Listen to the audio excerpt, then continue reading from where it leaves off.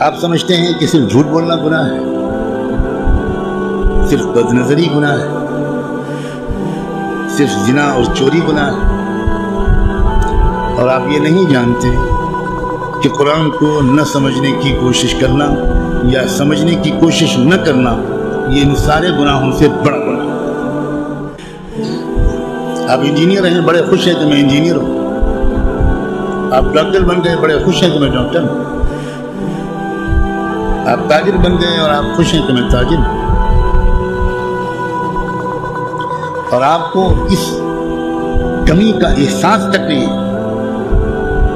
کہ میں کتنا بڑا محروم انسان ہوں کہ میں اللہ کے کلام کو جو صرف میرے لیے آیا تھا وہ میں سمجھنے کی کوئی کوشش ہی نہیں کی۔ میں مسلمانوں کی اکثریت، غالب اکثریت، وہ جو 5 وقت کی نماز پڑھتے ہیں وہ بھی، جو روزہ رکھتے ہیں وہ بھی، جو اپنے کو دیندار سمجھتے ہیں وہ بھی، جو کچھ دینی کام بھی کرتے ہیں وہ بھی، اس بڑے گناہ میں تقریباً سب شریک ہیں کہ وہ قرآن مجید کو سمجھنے کی کوئی کوشش نہیں کرتے اور قرآن مجید کو نہ سمجھنے کو گناہ نہیں سمجھتے یا سمجھنے کی کوشش نہ کرنے کو گناہ نہیں سمجھتے۔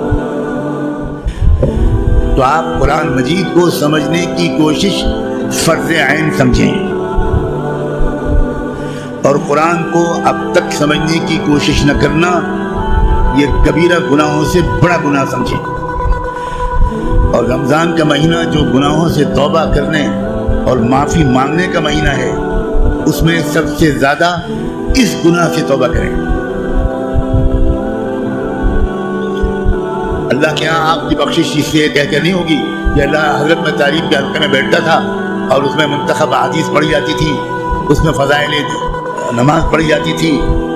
یہ منتخب احادیث اور فضائل نماز اس لیے پڑھی جاتی ہے تاکہ قرآن پڑھنے کا، سمجھنے کا شوق پیدا ہو۔ اور اگر کوئی کتاب قرآن مجید کے سمجھنے کی کوشش کے راستے میں ایک رکاوٹ بنتی ہے تو میں کہنے کی ہمت بھی نہیں کرتا، ضرورت بھی نہیں سمجھتا کہ وہ کتاب یا اس کتاب کو یہ درجہ دینے والا اللہ کے ہاں کدھر کھڑا کیا جائے۔ رسول اللہ یہ شکایت کریں گے قیامت کے دن کہ سن لیجیے یہ قرآن میں آیا ہے، اور شکایت کیا کریں گے؟ یہ نہیں کہیں گے کہ ان کی ٹوپی 4 کونوں کی نہیں ہوتی تھی، یہ شکایت نہیں کریں گے رسول اللہ مسلمانوں کی ان کی داڑھی چھوٹی تھی۔ رسول اللہ شکایت کیا کریں گے کہ اللہ یہ ہے میری قوم جس نے قرآن کو چھوڑ دیا تھا۔ آپ جس کی شفاعت کی دعائیں کر رہے ہیں وہی آپ کے خلاف اور اللہ کی عدالت میں مقدمہ دائر کرے گا۔ ہماری عورتیں 100% تقریباً قرآن مجید کو ٹھیک سے شاید پڑھ بھی نہیں پاتی، سمجھنا تو بہت دور کی۔ ہم نے کبھی فکر ہی نہیں کی کیا ہو گیا، مجھے کچھ سمجھ میں نہیں آتا۔ قرآن صرف تلاوت کے لیے نہیں آیا ہے۔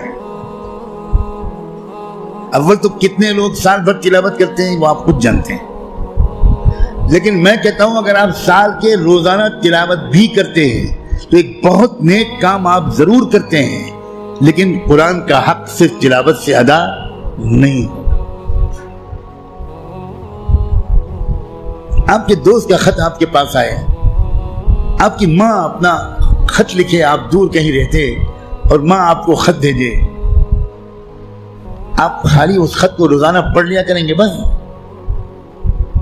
اور دوست یا ماں اگر آپ سے کوئی مطالبہ کرتی ہے تو آپ اس پر عمل نہیں کریں گے؟ یہی سلوک ہم قرآن کے ساتھ کر رہے ہیں۔ قرآن کیا ہے؟ اللہ کے خطوط کا مجموعہ ہے، لیکن ہم کو کچھ خبر نہیں کہ اللہ نے ہم کو خط میں کیا لکھا ہے۔ آپ کا دوست آپ کو خط لکھے اور آپ اس کو سمجھ نہ پائیں، آپ چین سے سوئیں گے؟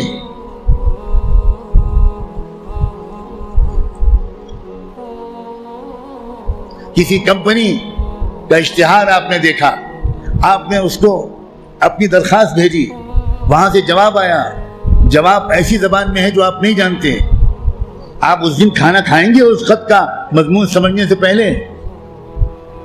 آپ دوڑیں گے، بھاگیں گے، پتہ لگائیں گے کہ یہ فرانسیسی زبان میں خط ہے تو میرے شہر میں فرینچ زبان کون جانتا ہے؟ اور آپ اس کی خوشامد کریں گے ذرا اس خط کو پڑھیے اور مجھے بتائیے کہ اس نے کیا لکھا ہے۔ 24 گھنٹے نہیں گزرنے دیں گے آپ، اس سے پہلے اس خط کو سمجھنے کی بھرپور کوشش کر لیں گے، اس کا جواب بھی لکھیں گے۔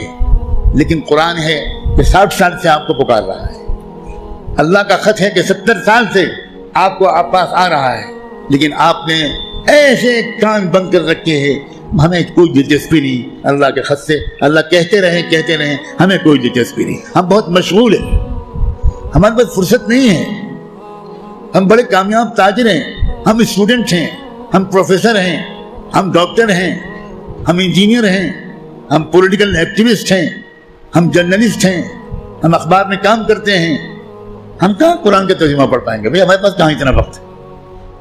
بھوگتے گا ہر وہ انسان، ہر وہ مرد اور عورت جو قرآن مجید کو سمجھنے کی کوئی کوشش نہیں کرتا اور قرآن کے مطابق اپنے آپ کو ڈھالنے کی کوئی سیریس کوشش نہیں کرتا، خون کی آنسو روئے گا وہ شخص، خون کی آنسو روئے گا۔ ایسا شخص تو جب قرآن کی تلاوت کرتا ہے تو قرآن اس پر لعنت بھیجتا رہتا ہے۔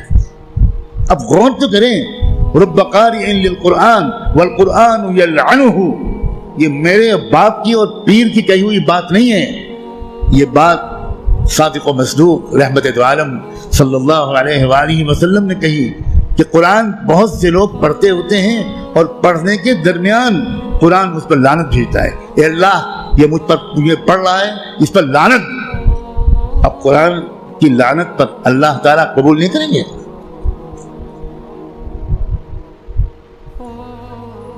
جو توہین قرآن کی ہم نے کی ہے، جو بے عزتی قرآن کی ہم نے کی ہے، اس کے حساب سے ابھی مسلمانوں کی اتنی پٹائی نہیں ہوئی جتنی ہونی چاہیے۔ آپ اتنی پٹائی پر پریشان ہیں، ابھی تو شروع ہوئی ہے پٹائی، پھر دیکھیے گا آئندہ کیا ہوگا۔